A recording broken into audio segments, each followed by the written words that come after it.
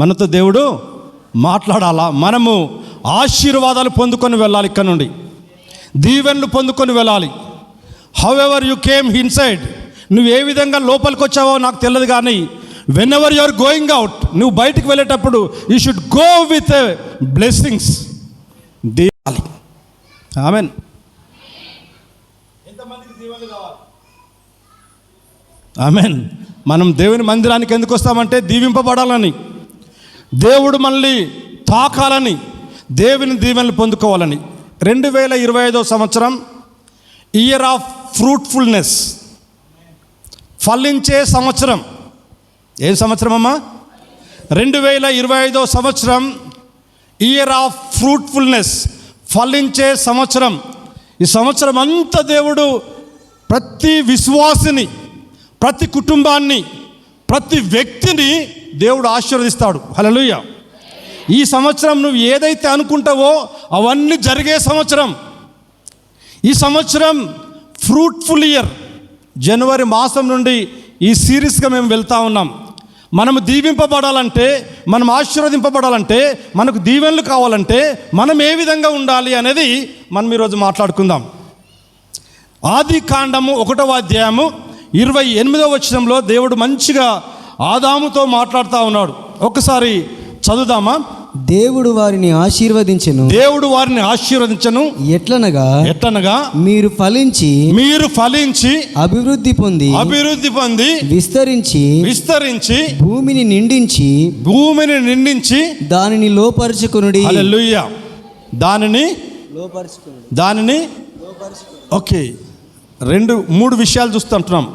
ఒకటేమో మీరు ఫలించి, రెండవదేమో మీరు ఆశీర్వదింపబడి అంటే అభివృద్ధి పొంది, మూడోది ఏంటండి?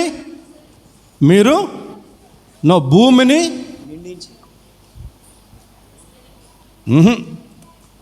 విస్తరించి భూమిని నిండించి దాన్ని లోపరుచుకోవాలి. హల్లెలూయా. లోపరుచుకోవాలంటే ఈ భూమి మీద ఉన్న అన్నీ నీ అధికారంలోకి రావాలి. హల్లెలూయా. ఈ భూమి మీద ఉన్న వాటన్నిటి మీద నువ్వు అధికారం చెలాయించాలి, ఫలించాలి, అభివృద్ధి పొందాలి. ఈ భూమి మీద ఉన్న వాటి మీద నువ్వు అధికారం చెలాయించాలి అని దేవుడు ఆదాము అవ్వలకు చెప్పాడు. ఆ ఆదాము అవ్వలు ఏం చేశారంటే దేవునికి ఆయాసకరమైన కార్యాలు చేశారు. తినొద్దన్న పండు తిన్నారు. ఈ బ్లెస్సింగ్స్ను కోల్పోయారు. ఫలించడం, అభివృద్ధి పొందడం, ఈ భూమిని స్వతంత్రించుకోవడం, లేక ఈ భూమిని ఏలడం అనే దాన్ని వాళ్ళు ఏం చేశారంటే కోల్పోయారు. ఆ స్థితిని కోల్పోయి వారు ఏం చేశారంటే దేవునికి విరుద్ధంగా దూరం అయిపోయారు. దేవునికి దూరం అయిపోయి కష్టాల పాలయ్యారు. నీకు నాకు కష్టాలు ఎందుకు వచ్చాయంటే, అలనాడు ఆదాము అవ్వలు చేసిన ఆ యొక్క పాపం ద్వారా వద్దన్న కార్యం చేశారు కాబట్టి ఆ దీవెనలు మనం కోల్పోయాం. అందుకే మనం ఇప్పుడు ఏం చేస్తున్నాం? చెమటోర్చి కష్టపడి పని చేస్తూ ఉన్నాం, పైసలు సంపాదించుకుంటున్నాం. హల్లెలూయా. ఈ ఫలించి అభివృద్ధి పొందండి అనే మాట ఇంకొక దగ్గర చూద్దాం. దేవునికి కోపం వచ్చింది భూమి మీద మనుషులు లేకుండా చేయాలనుకున్నాడు. మనుషులను అందరినీ చంపేయాలనుకున్నాడా? ఎప్పుడన్నా? ఎక్కడ? జలప్రళయం రప్పించాడు. నోహు టైంలో ఏం చేశాడంటే మనుషులందరినీ నీటిలో ముంచేశాడు, జంతువులన్నిటినీ నీటిలో ముంచేశాడు. ఒక నోవహు కుటుంబం మాత్రమే జీవించి ఉండేది. ఆ నోవహు కుటుంబాన్ని ఆది కాండం 9వ అధ్యాయం 7వ వచనంలో చూడండి, ఒక మాట రాయబడినది. మళ్ళీ ఏం చెప్పాడంటే, నువ్వు ఫలించి అభివృద్ధి నొంది మీరు భూమి మీద సమృద్ధిగా సంతానము కని. హల్లెలూయా. చాలు. చనిపోయిన తర్వాత బ్రతికి ఉన్న ఒకే ఒక కుటుంబము నోవహు కుటుంబం. ఆ నోవహు కుటుంబంతో దేవుడు ఏమన్నాడంటే, మీరు ఫలించి అభివృద్ధి పొంది భూమిని స్వాధీనం చేసుకోండి అన్నది. హల్లెలూయా. దేవుడు ఎప్పుడు మానవుని తయారు చేసినా కానీ మీరు ఫలించాలి అని చేశాడు. మీరు అభివృద్ధి పొందండి అని చెప్పాడు. కానీ నువ్వు నష్టపో, నువ్వు కష్టపడు, నువ్వు దుఃఖించు, నువ్వు బాధపడని నేను ఎప్పుడు చెప్పలేదండి. దేవుడు మానవుని ఎందుకు తయారు చేశాడంటే నువ్వు హ్యాపీగా ఉండాలి అని, నువ్వు సంతోషంగా ఉండాలని, నువ్వు సంతోషమైన జీవితం జీవించాలని, నువ్వు ఆనందంగా ఉండాలి. నీ మీద ఎవరు కూడా అధికారము ఉండకూడదు. దేవునికి మాత్రం నువ్వు సత్సంబంధం కలిగి ఉండాలి. హల్లెలూయా. ఎవరికి సత్సంబంధం కలిగి ఉండాలి? నీకు దేవునికి సరి అయిన సత్సంబంధము కలిగి ఉండాలని దేవుడు మానవుని తయారు చేశాడు. ప్రియా దేవుని బిడ్డలారా, నువ్వు ఫలించాలంటే, నువ్వు అభివృద్ధి పొందాలంటే, నువ్వు దీవెనకరంగా ఉండాలంటే, నీ ఇంటికి దీవెనలు రావాలంటే, నీవు ఇతరులకు దీవెనకరంగా మారాలి అంటే నీవేం చేయాలంటే మొట్టమొదటిగా నువ్వు దేవుణ్ణి వెతికే వారంగా ఉండాలి. హల్లెలూయా. ఎక్కడైనా చూడండి, దేవునిలో ఉన్న కుటుంబాలు ఆశీర్వదింపబడ్డ కుటుంబాలుగా ఉన్నాయి. దేవునితో ఉన్న కుటుంబాలు ఎక్కడ కూడా చెడిపోలేదండి. ఏ కుటుంబం కూడా దేవునితో ఉన్న కుటుంబము పాడైపోలేదు. ఏ కుటుంబం కూడా దేవునితో ఉన్న కుటుంబము, మందిరానికి వచ్చే కుటుంబము, పాటలు పాడే కుటుంబము, వాక్యం చదివే కుటుంబము, వాక్యాన్ని వినే కుటుంబము ఎప్పుడు కూడా ఎక్కడ కూడా పాడైపోయినట్టుగా చూస్తలేము. హల్లెలూయా. మనము ఆశీర్వదింపబడాలంటే మొట్టమొదటిగా నువ్వేం చేయాలంటే దేవుణ్ణి వెతకాలి. ఒక వాక్యం చదువుదామా? మత్తయి సువార్త 6వ అధ్యాయం, మత్తయి సువార్త 6వ అధ్యాయం 33వ వచనం. కాబట్టి మీరు ఆయన రాజ్యమును, ఆయన నీతిని ఎప్పుడు వెతకాలమ్మా? మొట్టమొదటిగా ఏం చేయాలంటే దేవుని రాజ్యాన్ని, దేవుని నీతిని వెతికే వారంగా ఉండాలి. తరుగొప్పుల దేవుని బిడ్డలారా, మనం మనుషులను చూడొద్దు, మనుషుల ముఖం చూడొద్దు. ఎవరి ముఖం చూడాలంటే దేవుణ్ణి వెతికే వారంగా ఉండాలి, దేవుణ్ణి చూసే వారంగా ఉండాలి. Even you should not look your wife. Hallelujah. నీ భార్యను చూస్తూ నువ్వు వెళ్ళకూడదు, దేవుని చూస్తూ వెళ్ళే వారంగా. నీ భర్తను చూసి నేను నా భర్త చర్చికి వస్తాడు, నేను వస్తాను కాదు. నీకు నీవే దేవునితో సత్సంబంధం కలిగి ఉండాలి. వ్యక్తిగత పరీక్ష దేవునితో నీకు ఉండాలి. వ్యక్తిగత సత్సంబంధం దేవునితో నీకు కలిసి ఉండాలి. First God. మొట్టమొదటిగా ఎవరు ఉండాలండి? నీ దేవుడు. రెండవది నీ కుటుంబం. మూడవది నీ పని. మొట్టమొదటిగా నువ్వు ఎవరితో సంబంధం కలిగి ఉండాలంటే దేవునితో సంబంధం కలిగి ఉండాలి. దేవుని నీతిని, దేవుని రాజ్యాన్ని వెతికే వారంగా ఉండాలి. నువ్వు దీవింపబడాలంటే, నువ్వు ఆశీర్వదింపబడాలంటే, నీకు దీవెనలు కావాలంటే ముందుగా నువ్వేం చేయాలంటే దేవుని వెతకాలి, దేవునితో సత్సంబంధం కలిగి ఉండాలి. ఎవరు వద్దన్నా, ఎవరు రమ్మన్నా, ఎవరు పొమ్మన్నా దేవుని గుడికి తప్పకుండా రావాలి. హల్లెలూయా. హల్లెలూయా. ఏది ఏమైనా ఆదివారం గాడ్స్ టైం, దేవుని ఆరాధించే సమయం. ఎన్ని పైసలు ఇచ్చినా, ఎవరిచ్చినా, ఎవరు ఎంత పైసలు వస్తాయన్నా, ప్రత్యేకంగా మేస్త్రీలకు, అయ్యా అర్జెంటుగా ఇంట్లో పని ఉన్నది పూర్తి చేయాలి అంటే చర్చిని వదిలిపెట్టి దాన్ని కురకకండి. హల్లెలూయా.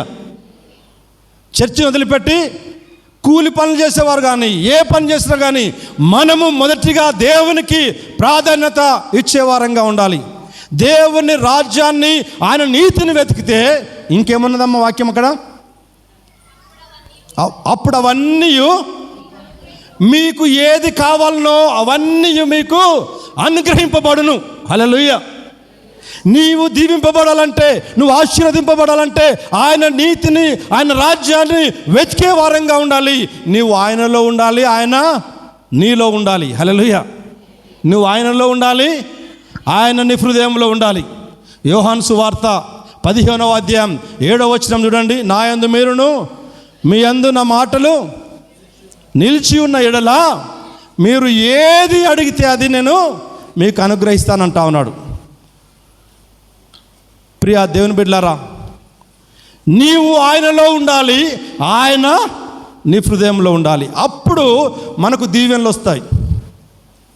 అప్పుడు మనకు దీవెనలు వస్తూ ఉంటాయి. ఈ సంవత్సరం ఫ్రూట్ఫుల్ ఇయర్ అని చెప్పాను, ఫలించే సంవత్సరం అన్నాం. ఎవరు ఏ స్థితిలో ఉన్నా, ఎవరు ఏ పనిలో ఉన్నా, ఎవరు ఏ పేదరికంలో ఉన్నా, ఎవరు ఎన్ని అప్పుల బాధలో ఉన్నా, ఆ అప్పులన్నీ తేరిపోవాలంటే ఈ సంవత్సరం దేవుడిచ్చిన వాగ్దాన సంవత్సరం, ఫ్రూట్ఫుల్ ఇయర్, ఫలించే సంవత్సరం. నీవు దేవునిలో ఉండు, దేవుడు నీ అందు ఉండాలి. హల్లెలూయా. అప్పుడే నీవు ఏది అడిగితే అది దేవుడు నీకు అనుగ్రహిస్తూ ఉంటాడు. కాబట్టి ప్రియా దేవుని బిడ్డ, మనము దీవింపబడిన వారంగా ఉండాలంటే, క్రైస్తవ బిడ్డలంటేనే దీవింపబడ్డవారు. యేసు ప్రభుల వారే మనల్ని ఈ స్థితికి తీసుకొని వచ్చాడు. ఏ విధంగానంటే, ఆదాము అవ్వల నుండి ఆ యొక్క బ్లెస్సింగ్స్ కోల్పోయామని చెప్పాం కదా, దీవెనలన్నీ కోల్పోయాం. యేసు ప్రభుల వారు తన యొక్క ఉన్నత స్థితిని వదిలి ఈ భూలోకానికి వచ్చాడు. ఆయన నీ కొరకై నా కొరకై కల్వరి సిలువలో మరణించాడు. ఆయన మరణించి నిన్ను నన్ను తన స్వరక్తం ఇచ్చి కొన్నాడు, విలువ పెట్టి కొన్నాడు. ఆయనను ఎవరైతే నోటితోటి ఒప్పుకుంటారో, దేవా నేను పాపిని, నా హృదయంలోకి రా, నన్ను నీ బిడ్డగా చేర్చుకో అని ఎవరైతే అడుగుతారో వారి హృదయంలోకి దేవుడు వస్తాడు. హల్లెలూయా. ఎవరి హృదయంలోకి అయితే దేవుడు వస్తాడో వారు దీవింపబడతారు. హల్లెలూయా. నీవు నేను యేసు ప్రభులో రక్షించబడ్డ వారం, నీవు నేను యేసు ప్రభు రక్తంలో మనం కడగబడ్డ వాళ్ళం, నీవు నేను యేసు ప్రభు సిలువ చెంత మోకరించి ప్రార్థించేవారం. కాబట్టి నీకు నాకు ఆ రక్షణ దేవుడిచ్చాడు. ఎవరైతే రక్షించబడ్డారో వారందరికీ మళ్ళీ ఆదాముతో కోల్పోయిన ఆ బ్లెస్సింగ్స్ యేసు క్రీస్తులతో మనకు ఆ బ్లెస్సింగ్స్ వచ్చాయి. అందుకే నిన్ను నన్ను ఏమన్నాడంటే ఫలించండి అని చెప్తా ఉన్నాడు. హల్లెలూయా. అప్పుడు కోల్పోయిన దీవెనలు యేసు ప్రభువును అంగీకరించినాక మళ్ళీ దీవింపబడ్డాం, మళ్ళీ ఆశీర్వదింపబడతాం, మళ్ళీ మనము ఈ భూమిని స్వతంత్రించుకుంటాం. హల్లెలూయా. భూమి మీద ఉన్న ప్రతి జంతువుకు పేరు పెట్టింది ఎవరండి? ఎవరు? ఆదాం. భూమి మీద ప్రతి ప్రాణికి పేరు పెట్టింది ఎవరు అంటే ఆదాం. ఆదాము వీటన్నిటిని ఏలేవాడు. భయం ఎప్పుడు వచ్చింది తెలుసా? పాపం చేయగానే భయపడ్డాం. పాపం చేయగానే భయపడ్డాం. పామును చూస్తే ఏం చేస్తారు మీరు అందరూ? పాము రా అని పిలుస్తారా? పరిగెత్తుకుంటురుకుతాం. హల్లెలూయా. వన్స్ అపాన్ ఏ టైం దేవుడు సృష్టించినప్పుడు పాము కూడా మనతోటి ఉండేదండి. పాముకు కూడా నువ్వంటే పాముకు భయం. సింహం చూశారు కదా, సింహం అంటే పెద్ద జంతువు, అది పెద్ద మృగం. వాటిని చూడగానే భయపడతాం. కానీ సింహం కూడా భయపడిపోయేది అప్పట్లో. ఇప్పుడు కూడా భయపడుతుంది. హల్లెలూయా. ఇప్పుడు కూడా భయపడుతుంది. క్రీస్తులో ఉంటే, దేవునికి సమీపంగా ఉంటే, దేవునికి నమ్మకంగా ఉంటే, దేవునిలో ఉంటే అన్నిటి మీద నువ్వు అధికారం చెలాయిస్తావు. కాబట్టి ప్రియ దేవుని బిడ్డ, పాపం మీద అధికారం దేవుడిచ్చాడు. పాపం చేయకుడి. హల్లెలూయా. పాపము చేయకుడి. మనం ఎందుకు భయపడతా ఉన్నాం? మనం ఎందుకు దిగులు పడతా ఉన్నాం? మనం ఎందుకు వెనుకకు వెళ్తా ఉన్నామంటే మనలో పాపం అనే ఆ సైతాను ఇంకా ఉన్నదండి. హల్లెలూయా. గర్వం అనే సైతాను ఇంకా ఉన్నదండి. మోసం అనే సైతాను ఇంకా ఉన్నదండి. అవన్నీ మానవుని హృదయంలో నుండి బయటకు వస్తూ ఉంటాయి. హల్లెలూయా. మనము ఈ పాపాన్ని జయించడానికి శక్తినిచ్చాడు, శాపాన్ని జయించడానికి శక్తినిచ్చాడు, మోసాన్ని జయించడానికి శక్తినిచ్చాడు. ప్రియా దేవుని బిడ్డ, నీకు దేవునితో సత్సంబంధం కలిగి ఉంటే పాపాన్ని జయిస్తావు, మోసాన్ని జయిస్తావు, అబద్ధాన్ని జయిస్తావు, దొంగతనాన్ని జయిస్తావు. సైతాన్కు చోటే ఉండదు. కాబట్టి ప్రియా దేవుని బిడ్డ, నువ్వు దేవునితో సత్సంబంధం కలిగి ఉండాలి. మొదటిగా నువ్వు దీవింపబడాలంటే దేవునితో సత్సంబంధం కలిగి ఉండాలి. రెండవది ఏంటంటే, నువ్వు దీవింపబడ్డ బిడ్డవు ఇతరులకు దీవెనకరంగా ఉండాలి. హల్లెలూయా. దీవింపబడ్డ బిడ్డవు ఇతరులకు నువ్వు దీవెనకరంగా ఉండాలా. నా గిన్నె నిండి పొర్లుచున్నది. Hallelujah. Your blessing should flow upon others. నీ దీవెనలు ఇతరులపై పొర్లి పారాలి. నువ్వు ఇంకా నీవే ఆలోచిస్తున్నావా? నీ కుటుంబం గురించి ఆలోచిస్తున్నావా? నీవు పొర్లి పారలాగా నీ దీవెనలు ఉంటున్నాయా? నీ కుటుంబం ఉంటున్నదా? ఒక్కసారి పరీక్ష. అమ్మా హల్లెలూయా, హల్లెలూయా. ఇంకా మనము ఏ విధంగా ఉంటా ఉన్నాం? నా కుటుంబము నేనే అని అంటున్నావా? నీవు ఇతరులకు సహాయకారిగా ఉంటున్నావా? ఒక్కసారి మనం పరీక్ష చేసుకోవాలి. నువ్వు ఇతరులకు దీవెనకరంగా మలిచే వారంగా ఉండాలి. ఇతరులకు దీవెనకరంగా మారాలి అంటే ఒక్క వాక్యం చదువుకుందాం. సామెతలు 3వ అధ్యాయం, సామెతలు 3వ అధ్యాయం 9వ వచనం 10వ వచనం. నీ రాబడి అంతటిలో ప్రథమ ఫలమును నీ ఆస్తిలో భాగమును ఇచ్చి యెహోవాను గణపరచుము. మళ్ళొకసారి గట్టిగా వినండమ్మా.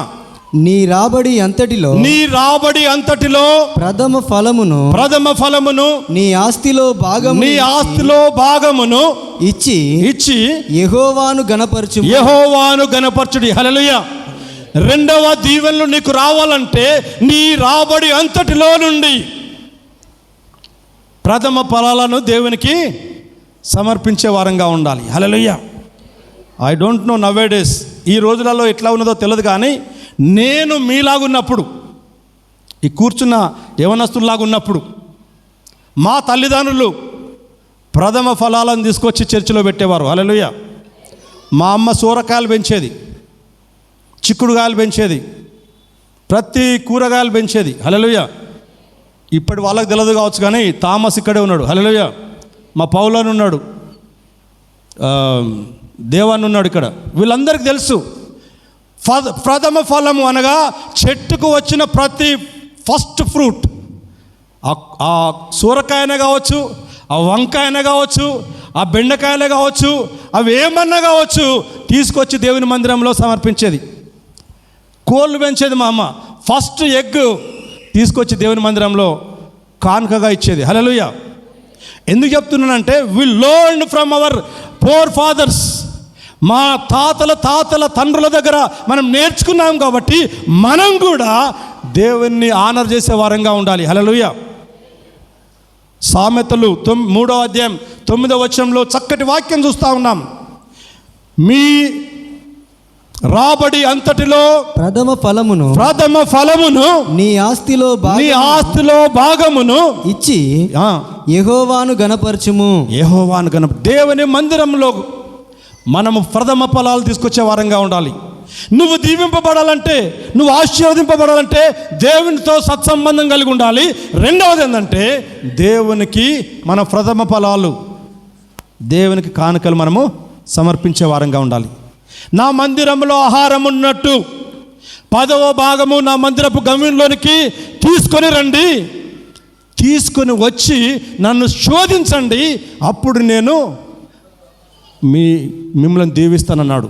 మలాకి 3:10లో చక్కటి వాక్యం ఉందండి. మలాకి 3:10 చదవండి. నా మందిరంలో ఆహారం ఉన్నట్లు 10వ భాగమంతయు తీసుకొని రండి.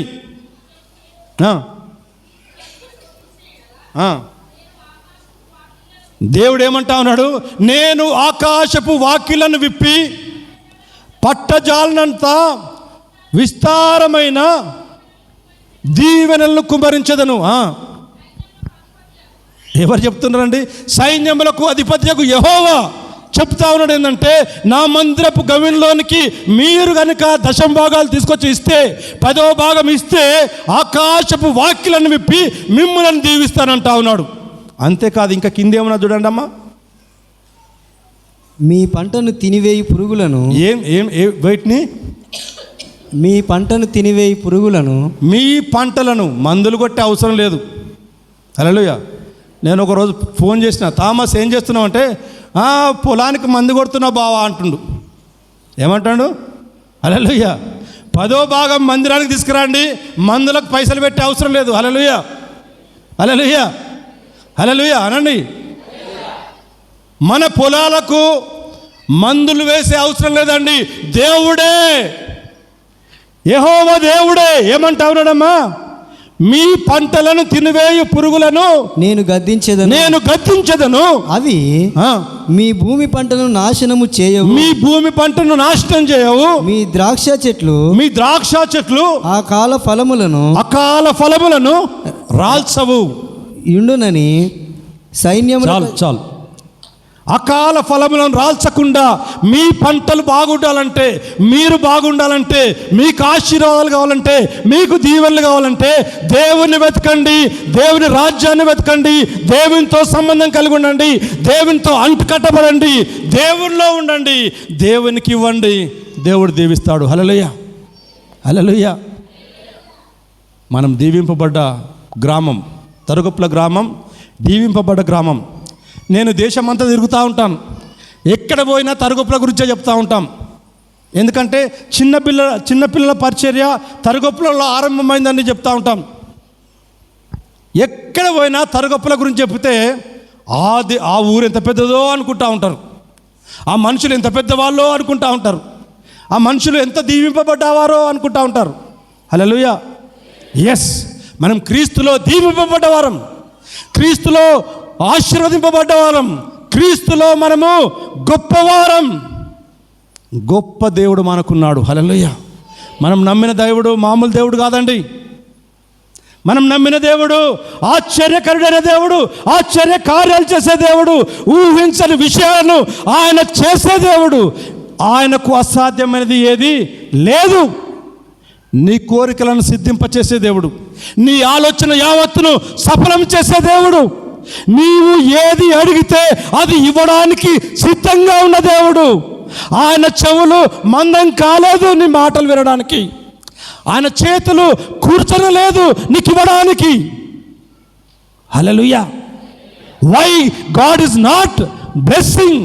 ఎందుకు దేవుడు మనల్ని దీవించలేకపోతా ఉన్నాడు అంటే, మనం దేవునితో సత్సంబంధం లేకపోతే మనం దీవెనలు రావు. అసలు దీవెన అంటే ఏంటిదమ్మా? ఇంతసేపు చెప్పాం కదా, దీవెన అంటే ఏంటిది? దీవెన అంటే ఏంటిది? దీవింపబడడం అంటే ఏంటిది?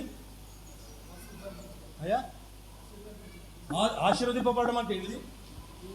ఏమి లేదు, మంచి భోజనం తినడమే దీవించడం. హల్లెలూయా. మనం తృప్తిగా ఉండడమే దీవెన. మనం మంచి బట్టలు వేసుకోవడమే దీవెన. మనము ఇతరులకు ఇతరుల దగ్గర అప్పు తీసుకోకపోవడమే దీవెన. మనం ఇతరులకు సహాయం చేయడమే దీవెన. మనము ఆరోగ్యంగా ఉండడమే దీవెన. దీవెన అంటే ఏదో కాదమ్మా, నువ్వు ఆరోగ్యంగా ఉంటున్నావంటే అది దేవుని యొక్క దీవెన. నువ్వు మంచి బట్టలు వేసుకుంటున్నావంటే అది దేవుని యొక్క దీవెన. నువ్వు మంచిగా తృప్తిగా తింటున్నావంటే అది దేవుని దీవెన. నీ కుటుంబంతో నువ్వు ఆనందంగా ఉంటున్నావంటే అదే దీవెన. ఏ కుటుంబంలోనైతే సమస్య ఉంటుందో, ఏ కుటుంబంలోనైతే ప్రేమలు ఉండయో, ఏ కుటుంబంలోనైతే అనారోగ్యం ఉంటుందో, ఏ కుటుంబంలోనైతే అప్పులు ఉంటాయో, ఏ కుటుంబంలోనైతే ఆ బాధలు ఉంటాయో వారికి దీవెన లేనట్టు. హల్లెలూయా.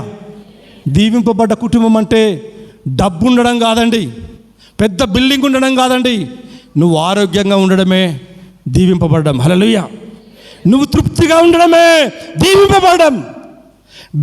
దేవుడు ఏమంటా ఉండంటే, నువ్వు తృప్తిగా ఉండు బిడ్డ, నువ్వు ఆనందంగా ఉండు బిడ్డ, నువ్వు ఇతరులకు సహాయకారిగా ఉండు బిడ్డ, నువ్వు దేవుని మందిరానికి రా బిడ్డ, నన్ను ఆరాధన చేయన్నాడు. హల్లెలూయా. దేవుడు మానవుని తయారు చేసుకున్నది ఎందుకు తెలుసా? దేవుని ఆరాధించడానికి. హల్లెలూయా. దేవునితో సహవాసం చేయడానికి, దేవునితో సంబంధం కలిగి ఉండడానికి, దేవునిలో నువ్వు ఆనందించడానికి మాత్రమే దేవుని నిన్ను తయారు చేసుకున్నాడు. ఆదాము అవ్వలను తయారు చేసినప్పుడు ఎవ్రీడే, ప్రతిరోజు సాయంకాలం ఆదాము అవ్వలను దర్శించడానికి వచ్చేదట.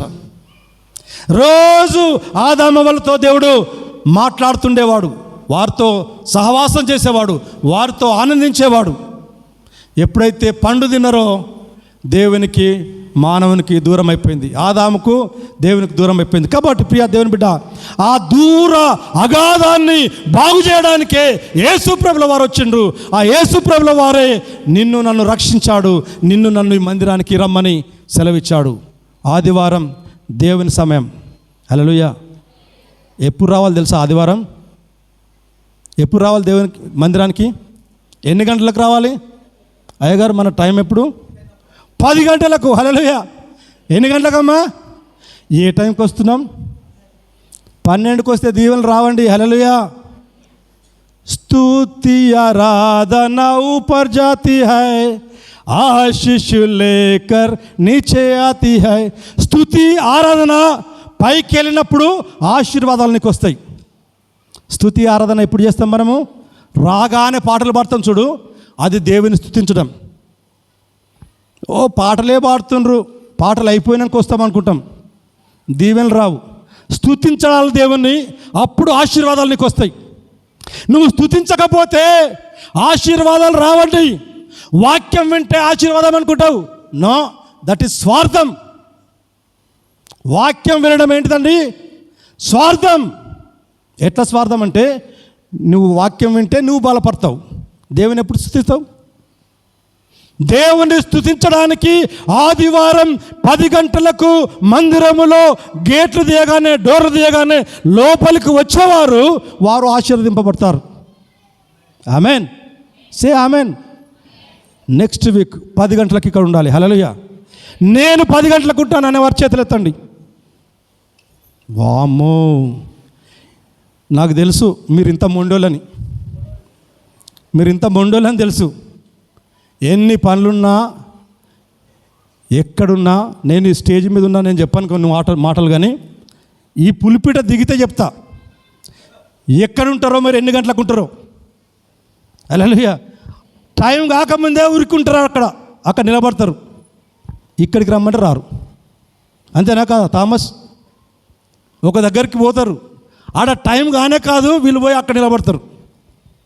వాడు రానే రాడు, ఇచ్చేటోడు ఎవడో అక్కడ నిలబడతారు. కానీ దేవుని మందిరానికి రావడానికి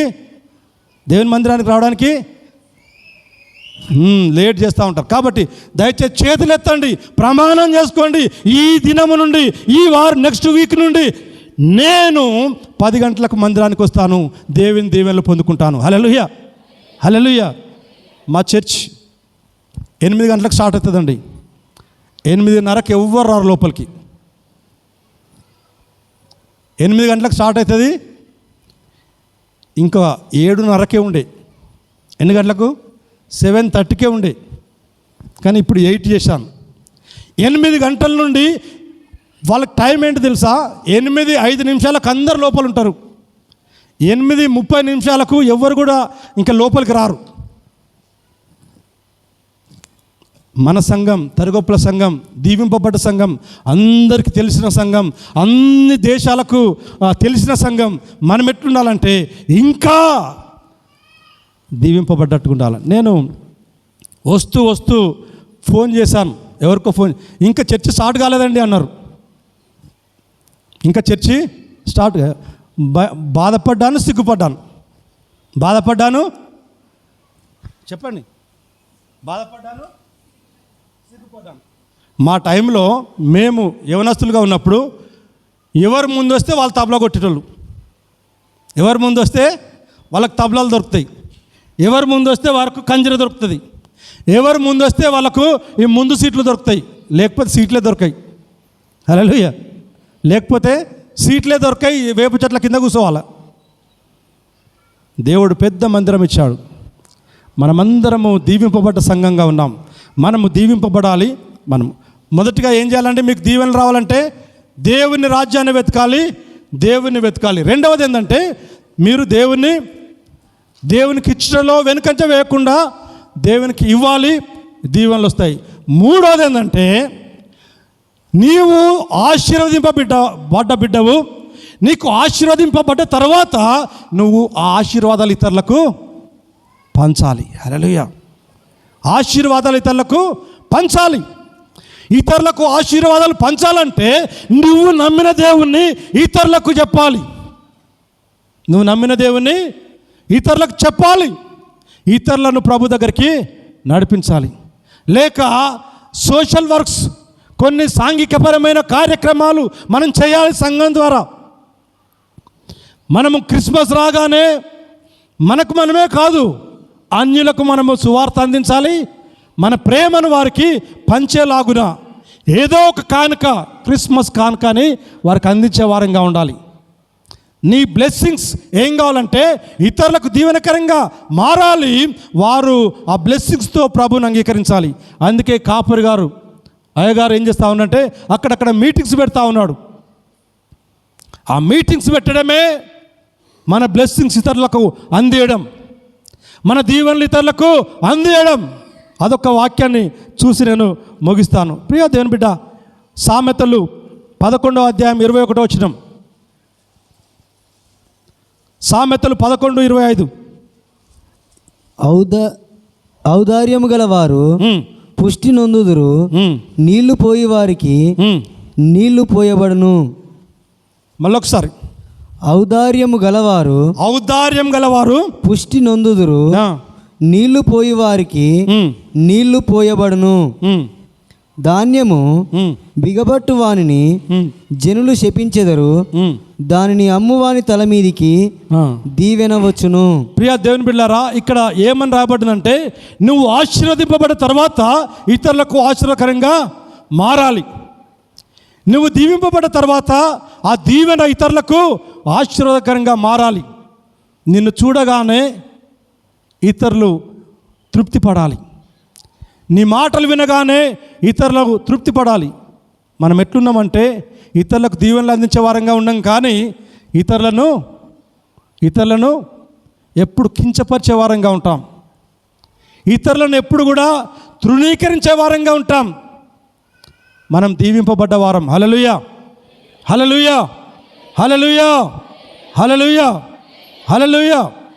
ఆమె ఎవరమ్మా? ఇంకా ఇటు చూస్తలేదు, ఇటు చూడమ్మా. నాకు కొంతమంది పేర్లు తెలుస్తలేవు, లేకపోతే పేర్లు పెట్టి పిలుస్తా. హల్లెలూయా. వాక్యం చెప్పినప్పుడు వాక్యాన్నే మీరు ధ్యానించే వారంగా ఉండాలి. హల్లెలూయా, హల్లెలూయా, హల్లెలూయా అని 2 సార్లు అంటున్నానంటే ఎవరో అంటలేరు అని అర్థం. ఎవరో అంటలేరు, ఎవరో అటు ఇటు చూస్తున్నారు. హల్లెలూయా. కాబట్టి ప్రియా దేవుని బిడ్డలారా, దేవుడు మనల్ని దీవించాడు, ఆస్వాదించాడు. మనము దేవునికి సత్సంబంధం కలిగి ఉండాలి. రెండవది ఏంటంటే మనం దేవునికి ఇచ్చుటలో మనం ప్రాధాన్యతగా ముందుగా ఉండాలి. మూడవది ఏంటంటే మనం దీవింపబడ్డ తర్వాత ఆ దీవెనలు మన దగ్గరనే కాదు, ఇతరులకు దీవెనకరంగా మారాలి. ఇతరులకు దీవెనకరంగా మారాలి. మన కుటుంబాలు దీవింపబడతాయి, మనం ఆశీర్వదింపబడతాం, మనము ఆశ్చర్యకరంగా మారుతూ ఉంటాం. నా వ్యక్తిగత జీవితాన్ని మీకు అందరికీ తెలుసు. దేవుడు మమ్మల్ని దీవించాడు. హల్లెలూయా. మేము దీవింపబడ్డ కుటుంబంగా దేవునిలో ఉన్నాం. క్రీస్తులో దీవింపబడ్డ కుటుంబం. హల్లెలూయా. మీరందరూ చెప్పాలి, నేను క్రీస్తులో దీవింపబడ్డాను, నేను క్రీస్తు ద్వారా దీవింపబడ్డాను, నేను క్రీస్తులో నా కుటుంబం అంతా ఆశీర్వదింపబడ్డ కుటుంబంగా మారిపోవాలి. హల్లెలూయా. ప్రార్థన చేయండి, దేవుడు ఆశ్చర్య కార్యాలు చేస్తాడు. దేవుడు మనందరికీ తోడుగా ఉన్నాడు. చివరికి ఒక మాట చెప్పి నేను ముగిస్తాను. ఈరోజు ప్రత్యేకంగా ఇక్కడికి ఎందుకు వచ్చానంటే, దేవుని చిత్తమైతే మే మాసంలో మే 8, 9, 10 తారీఖులలో ఇదే గ్రౌండ్లో ఒక పెద్ద ఫెస్టివల్ చేయబోతా ఉన్నాం. ఒక పండుగ వాతావరణాన్ని ఈ గ్రామానికి తీసుకురావాలని ఆశపడ్డాం. 3 ఏళ్ళ నుంచి ప్రార్థన చేస్తూ ఉన్నాను. 3 ఏళ్ళ నుండి ప్రయత్నం చేస్తూ ఉన్నాం. 3 ఏళ్ళ నుండి మనుషులను కదిలిస్తూ ఉన్నాం. 3 ఏళ్ళ నుండి నాకు దేవుడిచ్చిన ఈ దర్శనాన్ని షేర్ చేస్తూ ఉన్నాను. హల్లెలూయా. ఎన్నోసార్లు డిస్కరేజ్మెంట్స్ అయినాయి, ఎన్నోసార్లు మనుషులు డిస్కరేజ్ చేశారు, ఎన్నోసార్లు రకరకాల మాటలు వచ్చాయి. ఎన్ని వచ్చినా ఎందుకో దేవుడు నాకు ఇచ్చిన ఈ దర్శనాన్ని పోనిస్తలేడు. హల్లెలూయా. నేను ఎక్కడికి వెళ్ళినా తరుగుపుల గురించి చెప్తూ ఉంటారు. పెద్ద సంఘం, పెద్ద గ్రామం, ఎప్పుడో స్లేటరమ్మ వచ్చి సువార్త అందించి రక్షణలోకి తీసుకొచ్చిన మనుషులున్నారు. ఆ గ్రామాన్ని చూడాలని చాలామంది నాతో వస్తాను అని చాలామంది ట్రై చేశారు. నేను అందరినీ పక్కకు పెడతా ఉంటాను అప్పుడు.